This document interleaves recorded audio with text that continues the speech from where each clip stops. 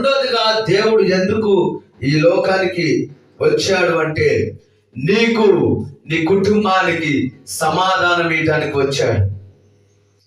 చాలా మంది ఈ రోజుల్లో చూస్తే సమాధానం లేదు. భార్యకు భర్తకు మధ్య సమాధానం లేదు. పిల్లలకు తల్లిదండ్రుల మధ్య సమాధానం లేదు. చిన్న చిన్న వాటికి భర్త అంటే భార్య పడట్లే, భార్య అంటే భర్తకు పడట్లే. మనం లోకంలో చూస్తా ఉన్నాం, రోజు రోజుకి భర్తను భార్య చంపుతుంది, భార్య భర్తను చంపుతుంది, తల్లిదండ్రులు పిల్లలను చంపుతున్నారు, పిల్లలు తల్లిదండ్రులు చంపుతున్నారు. ఎందుకు అంటే కుటుంబాల్లో సమాధానం లేదు, కుటుంబంలో ప్రేమ లేదు, కుటుంబంలో ఐక్యత లేదు.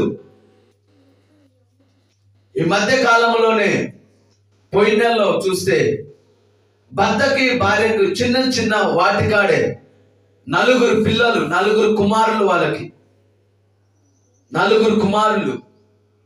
చిన్న చిన్న వాటికి గొడవపడి సమాధానం కోల్పోయి భార్య ఉరేసుకొని చనిపోయింది. ఆ భార్య తరపున ఉన్న కుటుంబ సభ్యులు ఆ భర్త మీద కేసు పెట్టినప్పుడు అతన్ని తీసుకెళ్లి జైల్లో పెట్టారు. తల్లి చనిపోయింది, తండ్రి జైల్లో ఉన్నాడు. 4 పిల్లలు అనాథలైపోయారు. 4 పిల్లలు అనాథలైపోయారు. తల్లి చనిపోయింది, తండ్రిని తీసుకెళ్లి జైల్లో పెట్టారు. ఇప్పుడు ఆ పిల్లలు అనాథలైపోయారు. అదే ఆ కుటుంబంలో సమాధానం ఉంటే, ఆ కుటుంబంలో కానీ ప్రేమ ఉంటే, భర్తకి భార్యకి మధ్య సమాధానం ఉంటే ఈరోజు ఆ పిల్లలు అనాథలైపోయేవారు కాదు. ప్రియ దేవుని బిడ్డలారా, దేవుడు మీతో చెప్తున్న మాట ఏంటంటే, దేవుడు ఎందుకు ఈ లోకానికి వచ్చాడంటే నీ కుటుంబంలో సమాధానం ఇవ్వటానికి, నీకు సమాధానం ఇవ్వటానికి, నీ కుటుంబాన్ని కట్టడానికి ప్రభు ఈ లోకానికి వచ్చాడు. ఎందరో సమాధానం లేక ఈ యొక్క 11 నెలలలో ఎన్నో కుటుంబాలు చనిపోయారు. ఎన్నో కుటుంబాలు రోడ్డును పడ్డాయి. ఎందరో పిల్లలు అనాథలైపోయారు.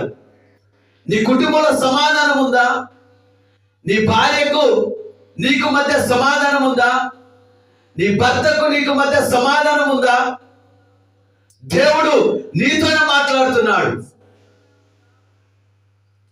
ఈరోజు కానీ దేవుడి మాట నువ్వు ఆలకిస్తే నీ కుటుంబంలో దేవుడు సమాధానంతో నింపబోతున్నాడు.